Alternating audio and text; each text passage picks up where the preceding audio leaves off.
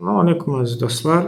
Bizim iktidarın xoşladığı söz var. Dövlətçilik, dövlətçilik, dövlətçilik və buradakı bunların da naimlikləri, təbliğat apardığı media orqanları, siyasətçiləri və s. hamısı bu təbliğat aparır. İngilizcə dövlətçilik, bu dövlətçiliyin xamırı bunlarla yoğrulub və bunlardan başqa heç kəs dövlətçi deyil. Onun burada bir sual çıxır. Dövlətçilik ümumiyyətlə nədir? Dövlətçilik çünki çox dövlətçilik danışılır. Çünki niyə mən? Sonra məlum olur ki, məsəl üçün hansısa bir bloger, bunların ənkə böyüyünü qoymayan bir bloger çıxış elə deyir ki, xaricdə oturan çıxış deyir ki, əşi bunlar belə danışmalarına baxmayın, Qarabağ müharibəsində mən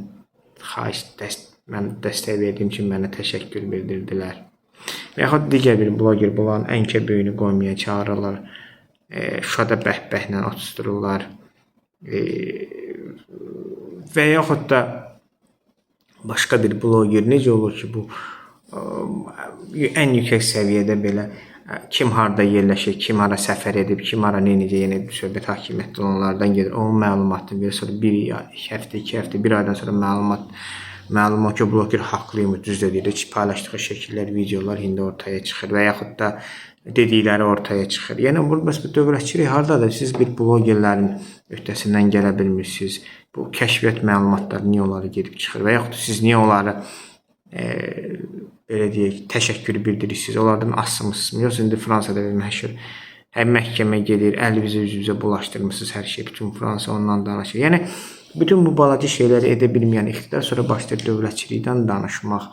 Yəni, nədir? Gərək onda biz də mataq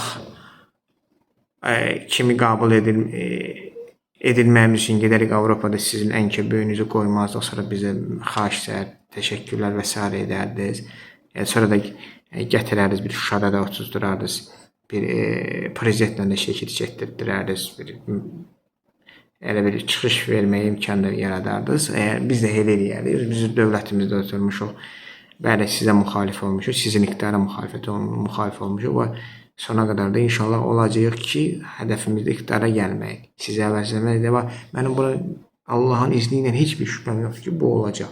Allahın izni ilə biz gələcəyik iqtidara, sizi də əvəzləyəcəyik və sizdən daha yaxşı, daha gözəl və daha ədalətli bir Allahın izni iqtidarda olacaq.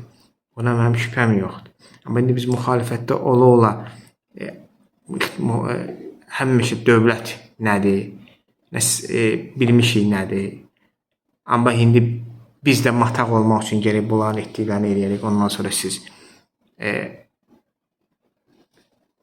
bizə də başqa cür davranardınız. Məsələ ondan getmirik. Sizin davranmanız da lazımdır. Sadəcə olaraq deyirəm, məşhur bizim filmimizdə epizod var. Deyir, söhbət saskada deyil, vnimaçinə yəni diqqətli olmaqdadır. Yəni, Şuşaya, Qarabağ, az qala bar qızlarını da aparmışsınız, otuzdurmuşsunuz orada. Amma burada qalıb, real politik sürüdüb, heç yerə getməyib, heç bir səfirliyin qapısında yatmayıb, heç bir oliqarxınızdan indiyə qədər pul almayıb, sizlə kişi kimi mübarizə aparan adamlara qarşı etdiyiniz bu dövlətçilikdirmi? Budur sizin dövlətçilik anlayışınız. Bu məntiqlə mən görürəm ki, sizin dövlətçilik anlayışınızda D hərfi belə yoxdur.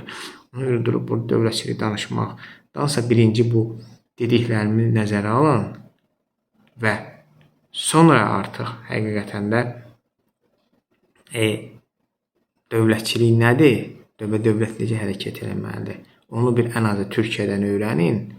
Bütün gün onsuz da görüşürsünüz də. Onlardan öyrənin, onlar sizə bir kurs keçsinlər. Biz də keçə bilərik. Ondan sonra bir hərəkətlərin, sözlərinizdə yox, hərəkətlərinizdə o dövlətçiliyi göstərin.